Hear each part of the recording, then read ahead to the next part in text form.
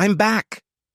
I was in our bedroom finishing packing my bag when I heard my wife Valerie return from the grocery store. She had the cheerful voice she always had when she was happy with her shopping. A cheerful mood that I was about to ruin, and that would have been unpleasant. Valerie is usually cheerful, but her mood can change from one extreme to the other in a split second.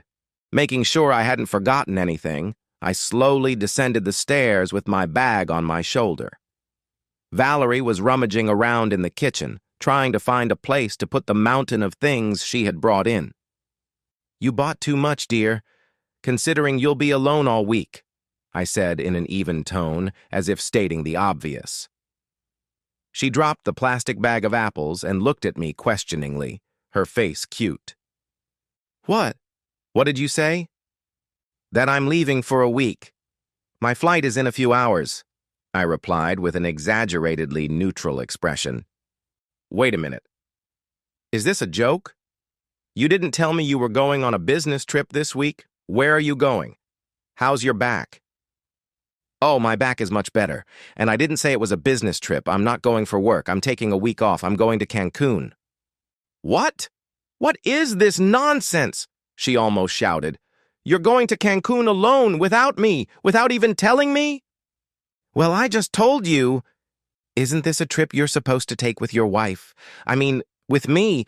Why didn't you tell me earlier?" She was clearly furious. "What difference does it make? You keep saying you can't take time off until June 1st. That's almost 3 months, and I'm going to Mexico now because I'm tired of freezing here. It's not my problem that you've already used up all your vacation time for this year." "I haven't used all my vacation days, Chuck. I told you I couldn't take time off until I finished the project I'm working on," she replied, trying to keep her composure. I just shrugged. "Why don't you take out a loan for the trip and wait until we can go together? I'd love to go to Mexico with my husband. You'd have more fun going there with me than by yourself," she pleaded. "Oh, I didn't say I was going alone. I'm going with a friend," I replied, still maintaining the casual tone that seemed to get on her nerves.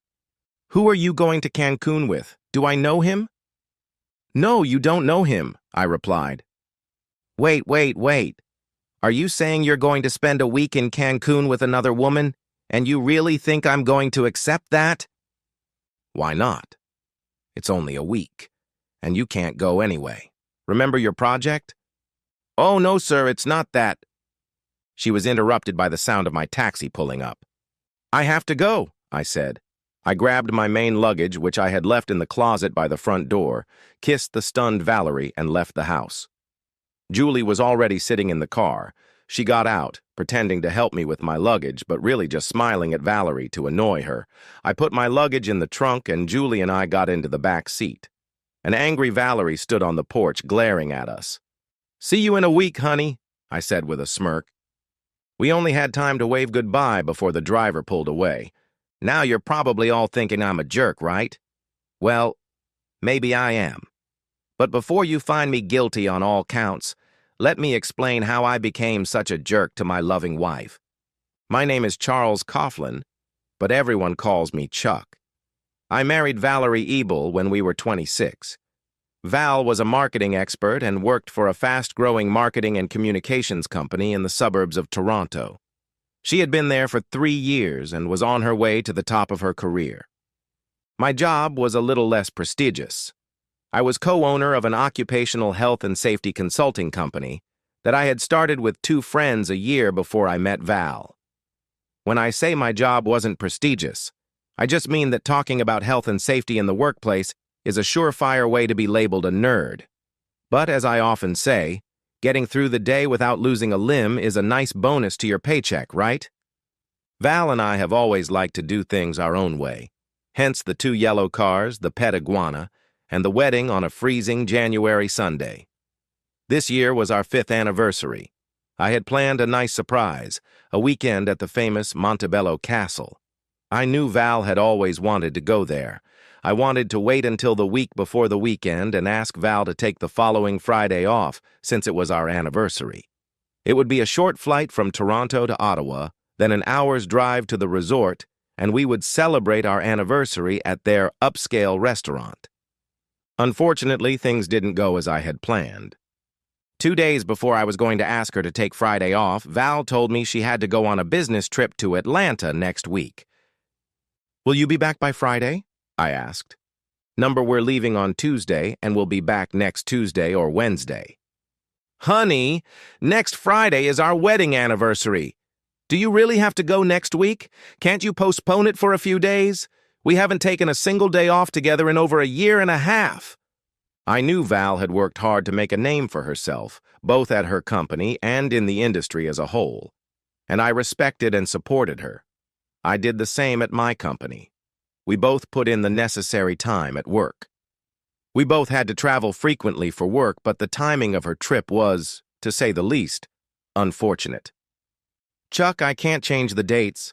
The client is insisting that we meet with his team in Atlanta from Wednesday through Friday, and we're going to take advantage of being in the area to go to Charlotte over the weekend to meet with A2B2C Corporation to try to revive a project that was put on hold almost a year ago due to budget cuts, so it's very important that we go." "Okay, who's we?" I asked. "Greg will be there along with Claire and Vivian." I looked at her for a few seconds before deciding that it all made some sense. "I had something planned for our anniversary, you know." "I'm so sorry, Chuck. Maybe we can reschedule? Maybe in a couple of weeks when I'm a little less busy at work? I promise I'll make it up to you." She sounded sincere. I rushed to the phone and canceled everything. Since there was a whole week left before departure, I managed to get all my money back, including the plane tickets. I tried not to show how upset I was throughout the evening, and I think I succeeded because Val quickly returned to her usual cheerful mood. The rest of the week and the weekend passed without incident. We did what everyone does on weekends, which is to say we did chores and ran errands. Dinner at her parents' house on Sunday evening also passed without incident. Her mother grew gloomier with every glass of wine, and her father insisted that everything was much better in the good old days. On the way home, she struck up a light conversation. "How was your week, dear?" she asked. "I have an audit at a client's office on Monday, and I have to go to the office for meetings on Thursday and Friday. I'll be working from home on Tuesday and Wednesday. Why do you ask?" "Just because I'm curious. I'm always interested in what's going on with you, you know?"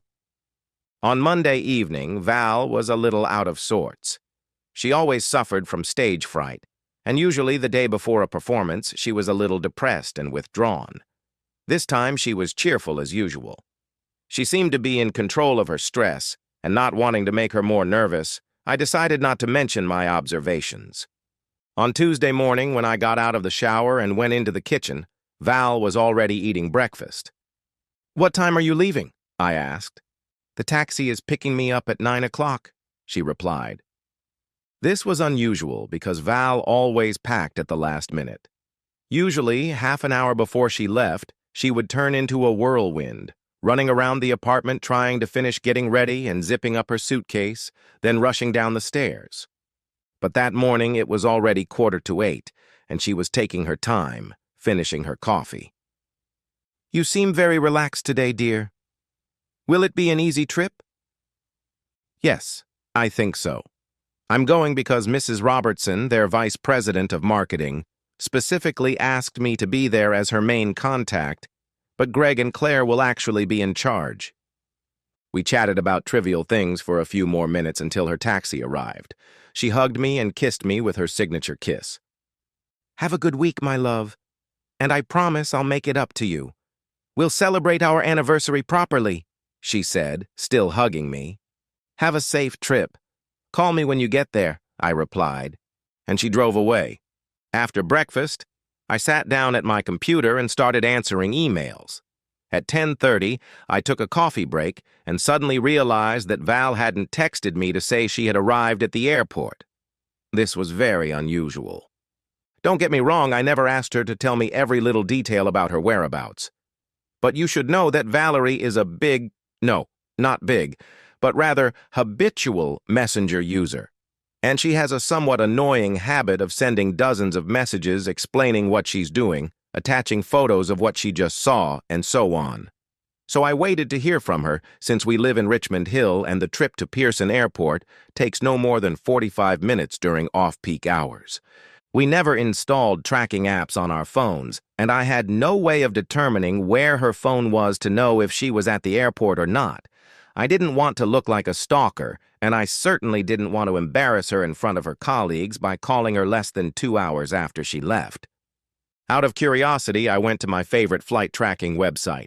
I didn't ask Val for her flight number, but it was easy to find. She probably arrived at the airport around 9:25. For domestic flights, they ask you to arrive 2 hours before departure. Knowing how nervous Val tends to be, she probably tried to arrive a little earlier than 2 hours. That meant her flight to Atlanta would be no earlier than 11:30 and no later than 12:30. You've probably heard the old saying, "Curiosity killed the cat."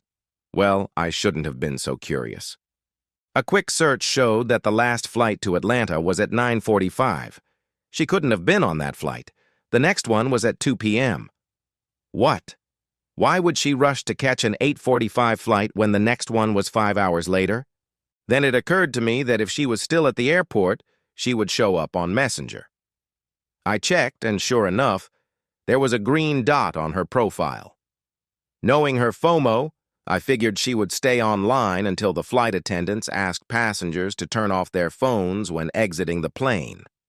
I went to the kitchen to finally drink my coffee, keeping an eye on my wife's status on Messenger. I tried to focus on my tasks for the next hour, and to my surprise, managed to get a few useful things done.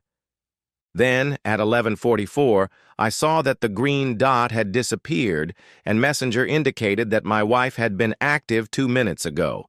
I returned to my favorite website and marked the flights that were scheduled to depart in the near future. Montreal, possible. It was a 50-minute flight. I would find out soon. Iqaluit, impossible. She couldn't be flying to the Arctic. What would she be doing there? I dismissed that option. Tokyo, much longer than the others. I won't know until late tonight. Detroit, another 50-minute flight, another one to keep an eye on. Key Largo, 3 hours and 30 minutes. Vacation? No, she wouldn't. Unless, well, definitely worth checking. San Francisco? That's a 5-hour flight, another possibility. Okay, if she comes back online in an hour or so, I'll know she's in Detroit or Montreal. Then all I have to do is figure out where she's flying next, figuratively speaking. But whatever flight she chooses, it'll be easy to figure out because their arrival times are far enough apart that I can guess. I tried to get back to work, but my mind was elsewhere. I made myself a sandwich and sat back down at the computer 10 minutes later. The website indicated that the flight to Montreal would arrive first. I couldn't help but notice how well the website was designed. The map displayed all the planes in the air in real time. I was able to track the flight's approach to Montreal Airport and then its landing. The flight to Detroit was scheduled to land in 10 minutes. I checked Messenger on my phone, and 4 minutes after the flight landed in Montreal, my wife's status was still offline. She wasn't in Montreal. The same thing happened with the flight to Detroit a few minutes later. My wife was still offline a few minutes after the plane landed. I was left empty-handed again. The next chance was a flight to Cayo Largo, which was scheduled to land at 3:28 p.m. For the next 2 hours, I couldn't concentrate or do anything useful. I browsed YouTube and Facebook, watched silly videos and short clips, or liked idiotic jokes that even my uncles would consider outdated. I watched the last minutes of the flight to Cayo Largo, 3 minutes to landing. Was I becoming paranoid? I had always laughed at stalkers, and now I was counting down the minutes until planes that probably had nothing to do with me landed. 2 minutes until landing. My phone rang. It was one of my colleagues. No time to be distracted. I'll call back later. Where am I? 1 minute to landing. Maybe I was completely wrong. No, that's impossible, most likely. Or definitely not. I felt like I was in college when I had to solve a problem on a test, and after 3 pages of tedious calculations, I realized that the answer couldn't be that ridiculous, that the solution had to be simpler. The plane finally landed in Cayo Largo, and almost simultaneously, as if on cue, the damn green dot reappeared. I stared at the computer screen for several minutes, unable to comprehend what I was seeing. When I came back to reality, my brain was paralyzed, desperately needing answers to all the questions that had popped into my head at once. What was she doing in Cuba? Who was she with? Why did she lie to me? And why, damn it, was this trip more important than our damn 5th wedding anniversary? The phone rang. It was a new message on Messenger from my beloved and honest wife. Just landed in Atlanta. There was a delay. Everything is fine now. I'll call you later. Love you. To calm myself down, or because I couldn't calm down, I checked the list of recent arrivals at the Atlanta airport. The last flight from Toronto had landed at 12:10 p.m., and the next one wasn't scheduled to depart for another 40 minutes. Okay, I could admit that my conclusions were mostly based on coincidences. I had no way of knowing if she was really in Cayo Largo and with whom. I would have to ask her when she got back and make her come clean. That is, if I didn't go crazy before then.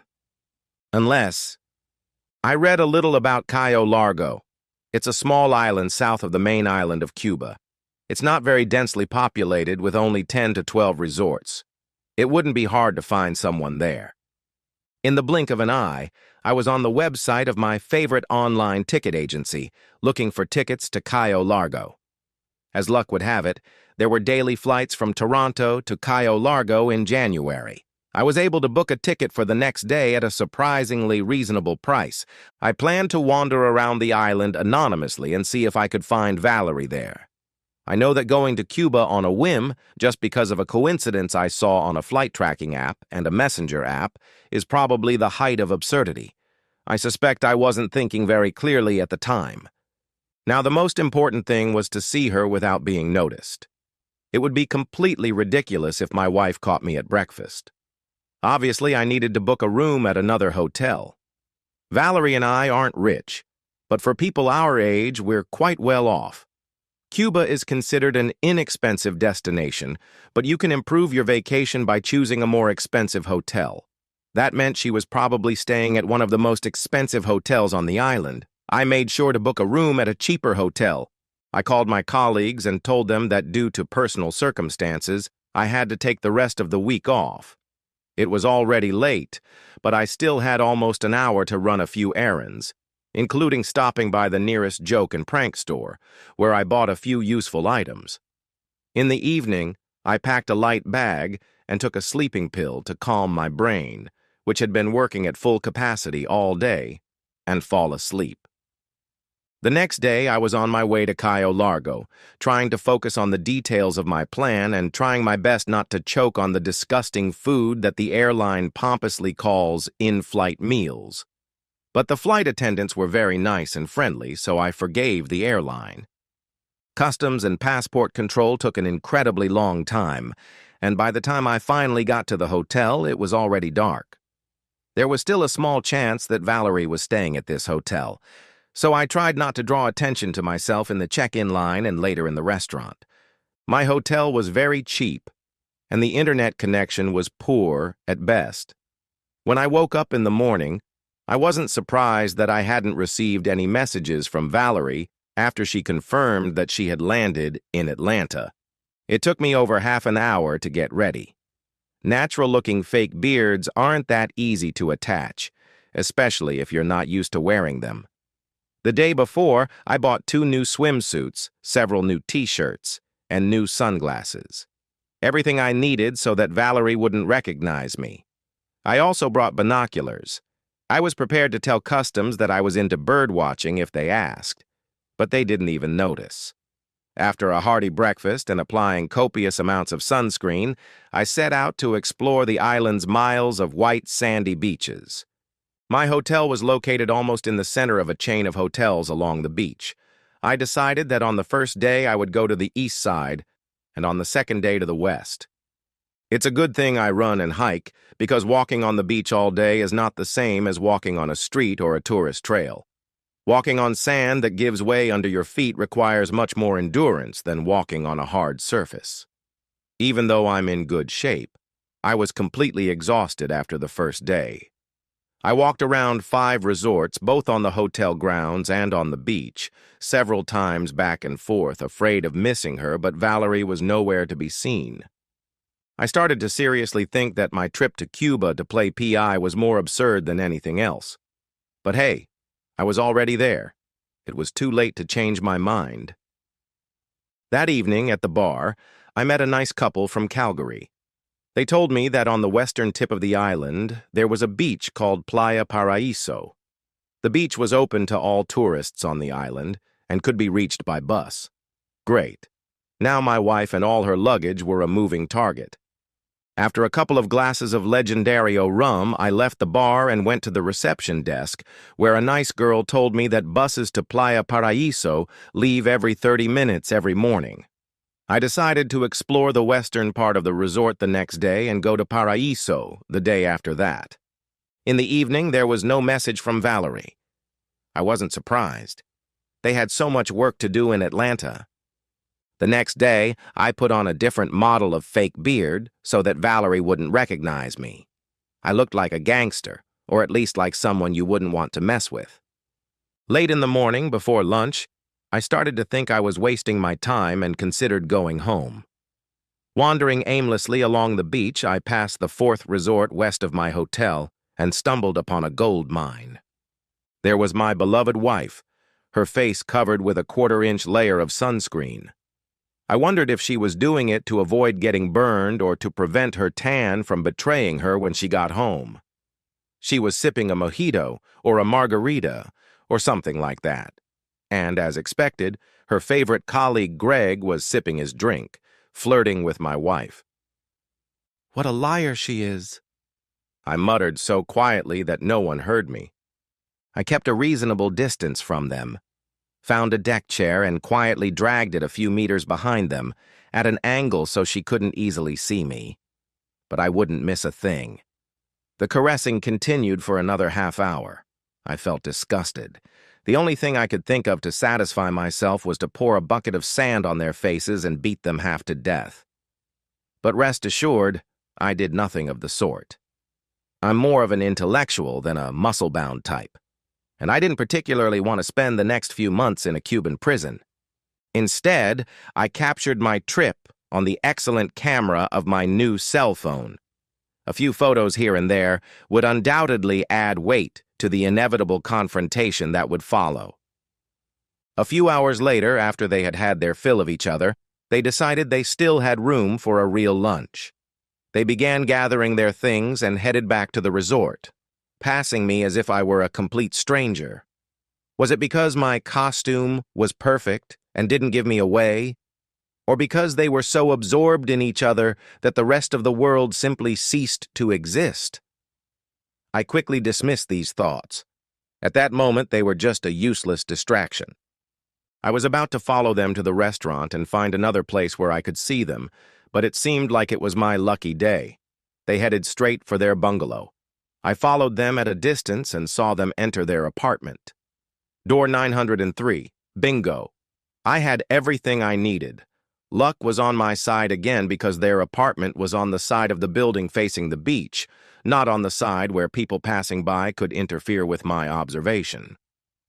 Satisfied, I returned to the hotel, had dinner, and spent the rest of the day by the pool. In the evening, I went to the bar for a drink. After all, it was my 5th wedding anniversary.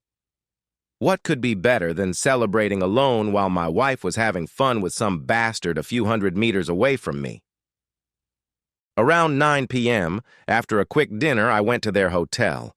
I changed my fake beard and clothes again to minimize the risk of attracting their attention, since wearing sunglasses at night would be stupid. No offense to those who popularized the idea in the 80s. I put on a thicker fake beard, fake glasses, and a cap to hide my facial features as much as possible. Their apartment was dark. I figured they were still at the restaurant, bar, or somewhere else. I spotted a bench from which I could see their apartment. Around 10:30 p.m., I saw them return, again huddled together like teenagers on a first date. I waited a few minutes after they entered the apartment and quietly approached the window. As expected, there was no one around who could see me. There was a small gap between the two curtains, but it was enough to see into the room. Was that good or bad? Well, seeing your wife naked next to some jerk sitting on the bed can't be good. But on the other hand, the end justifies the means. Considering that I wasn't there to get turned on by peeping, but to take pictures to strengthen my case, I have to say that this small gap was very convenient. I didn't want to stay there too long, afraid that someone might see me and call the resort management. I went for a walk around the resort, sat for a while, and enjoyed the place. It was indeed a much better resort than the one I was staying at. Around 11 o'clock, I decided it was time to visit my wife's love nest one last time. Everyone who had been watching them half an hour ago had probably gone to bed by then. When I knelt down again at their window, I saw something that hurt me even more than the sight of my wife's sexual pleasures earlier. They were watching something on TV. It wasn't an affair, it wasn't a fling. It was a full-blown affair, a parallel life. Definitely not something I could live with. I took a few more photos and returned to the hotel. I went to the front desk and booked a ticket home via the internet terminal. There was nothing available until 8:40 p.m. the next day. I returned to my room, fell onto the bed, and for the first time in many years, fell asleep in tears. I spent the next day preparing for the next steps. I was going to go to work all week, if only to avoid being in the same room as Valerie when she returned. Then I was going to make an appointment with a lawyer and give her the documents at work. I know it's humiliating, but since the affair apparently started in her office, it seemed logical to expose her at work. On Saturday evening, I was at the Key Largo airport when I got a message from Valerie. "Hi, sweetie. Sorry I didn't text you earlier. I've been really busy. Everything turned out to be much more complicated than I expected." "Yeah, sure." "I'm in Charlotte right now, meeting with our local team tomorrow. Everything's going well. Looking forward to our anniversary, baby." "Yeah, sure. Right." I decided to play with her a little. "I hope you're enjoying what you're doing, baby, even if you're tired." She replied immediately, "Well, not really. You know how business trips are, all work and no play, but I'm thinking about you all the time. I have to go. Love you." I was stunned. "I think about you all the time." "Yeah, sure. Right." When I got home and went to the office on Monday, I was so swamped with work that I didn't have time to find a good divorce lawyer and start divorce proceedings. On my way to lunch, I ran into Julie McCalla, a dentist who owned a clinic in my building. I had known Julie for about 3 years. There had always been some kind of connection between us, but it was never anything that could stand the test of marital fidelity. Julie had recently gotten divorced. Her stupid husband had left her when she got pregnant a year after they were married. The guy said he didn't want a child. Julie lost the baby. The jerk tried to get her back by sending flowers and love notes, but Julie didn't want him. The guy had proven himself to be an immature jerk too many times. Julie noticed my gloomy mood that day and made me go to a cafe a little further away than our usual spots so I could get it off my chest. And it worked. By the time I was done, I had gotten everything off my chest. She listened intently and sighed deeply when I finished. "That's awful," Julie said. "And on your wedding anniversary, what are you going to do?" "Oh, the divorce is already decided. I just can't live with that kind of disrespect, humiliation, and lack of attention. The only thing I'm not sure about is the timing. I have to go to Halifax next week for a seminar. Should I file for divorce before I leave while I'm there, or after I get back? I feel like if I do it while I'm gone, I'll look like a coward. I have a lot to do before I leave, and I won't be able to deal with all the fallout before I go. I think I'll wait until I get back." Julie looked at me with an expression I had never seen on her face before. It was somewhere between sexy and devilish. Why don't you tease her a little just to get back at her? She suggested. Interesting. What do you mean? Over the course of the week, Valerie sent me several messages, and I responded to most of them rather tersely, pretending to be very busy with the 2 big contracts we had discussed. She didn't specify when she would be back. I think the last thing she wanted was for me to show up at the airport to pick her up and see her kissing Greg Weber on the neck while they waited for their luggage. But I knew that the flight from Cayo Largo was scheduled to land at 10:45 p.m. on Tuesday night. When I heard her come in around midnight, I pretended to be asleep. She took a quick shower and quietly got into bed. I lay on my left side with my back to her. She tried to snuggle up to me, but I didn't move and didn't let her know I was aware of her presence. The next day, I got up and left the house before she woke up. I didn't want to talk to her. She texted me several times during the day, but I replied briefly. I tried not to show my anger and let her think I was just busy with work. When I returned home that evening, I probably gave the best performance of my life, pretending that my lower back was hurting. I slept in the guest room, explaining that I would sleep better alone because her movements in bed might cause spasms. I managed to keep up the charade until she left on Sunday morning. And that brings us back to the beginning of this story. Julie and I laughed like children as we watched Valerie's annoyed expression from a few feet away. The taxi driver dropped Julie off because she had to get home early, and I continued on to the airport to catch my flight to Halifax. Yes, I lied to Valerie. The idea to go to Cancun was Julie's, a simple trick that cost only a few dollars in taxi fare and annoyed Valerie all week. I loved it. At the end of the day, I sent Valerie a message to let her know I had arrived safely in Cancun. I saw that she had read the message but didn't reply. Over the course of the week, I sent her several messages with photos of myself on the beach with palm trees and flowers in the background. No, there are no palm trees in Halifax, and there are no flowers in January. Come on, it's Canada. Don't worry, I'll explain later. Suffice it to say that Valerie didn't talk to me all week. I texted her that I would be home around 1 p.m. on Sunday. I wasn't expecting a welcome home or a party, but I was curious to see what she would do with that information. She did indeed use that information. When I arrived on Sunday, I couldn't open the door to my house. I couldn't even get in through the side door. Valerie had obviously changed the locks on the house. I called, then sent her a text message. There was no answer. I stood there for no more than 3 minutes when I saw a gray car pull up at the corner.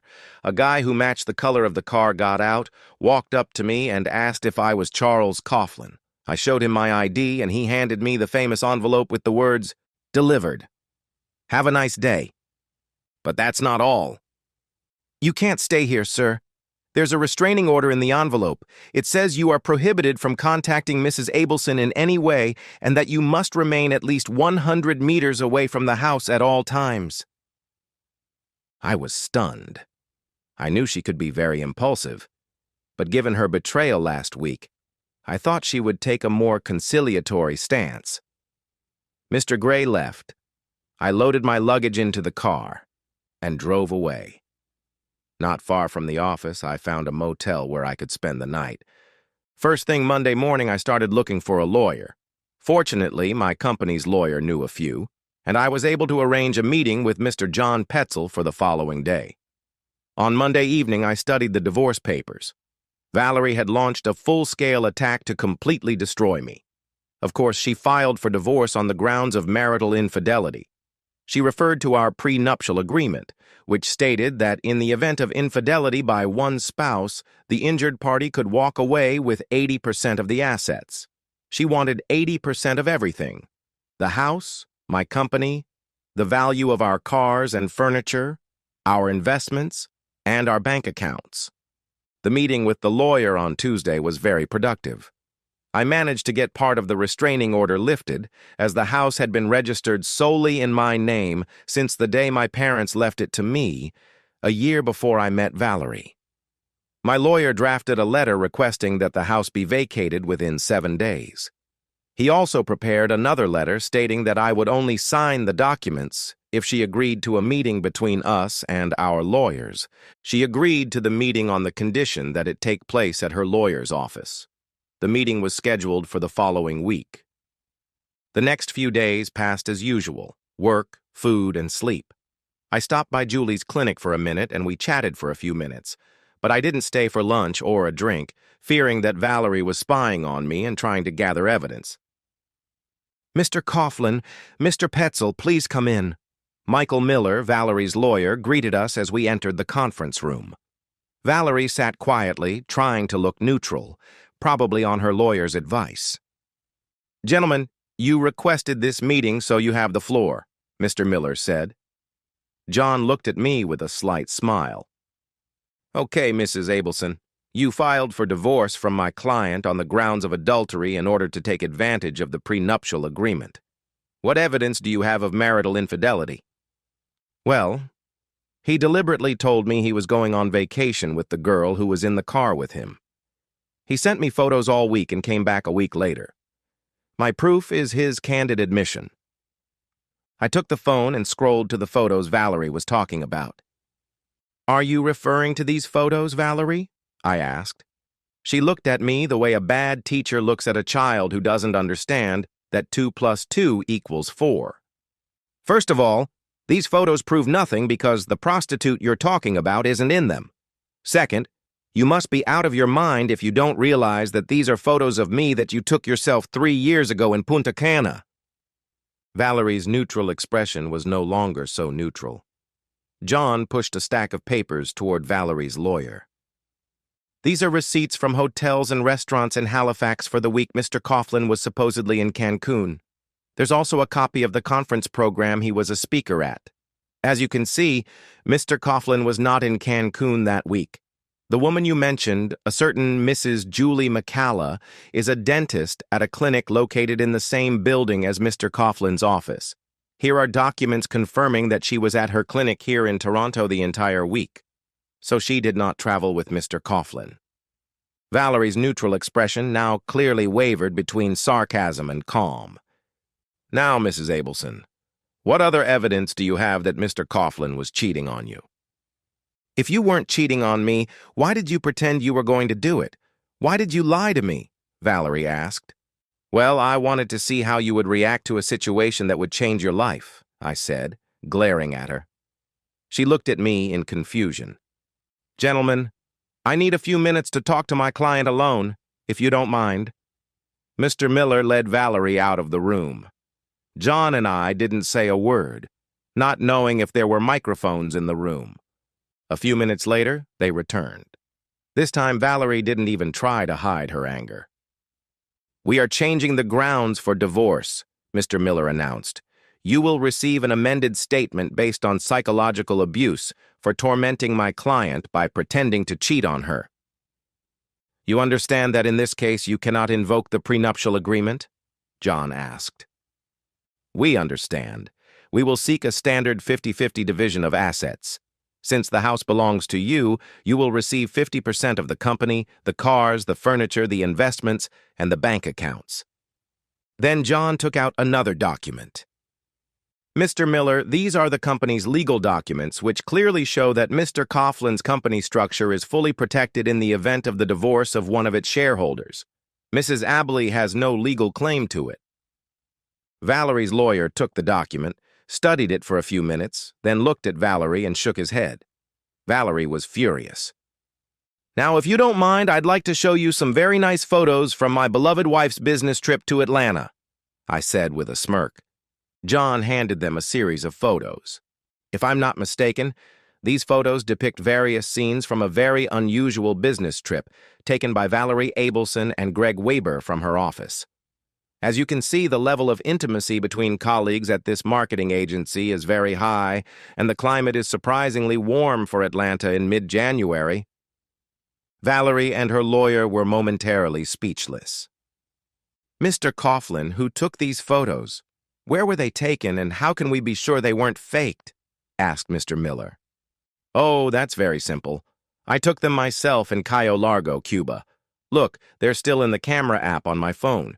You can see for yourself that they haven't been doctored, and the dates matched the dates of a very important business trip Valerie couldn't postpone, which means it was our 5th wedding anniversary. Mr. Miller looked at the photos and at my phone. Valerie was completely stunned. She opened her mouth as if to say something, but couldn't utter a word.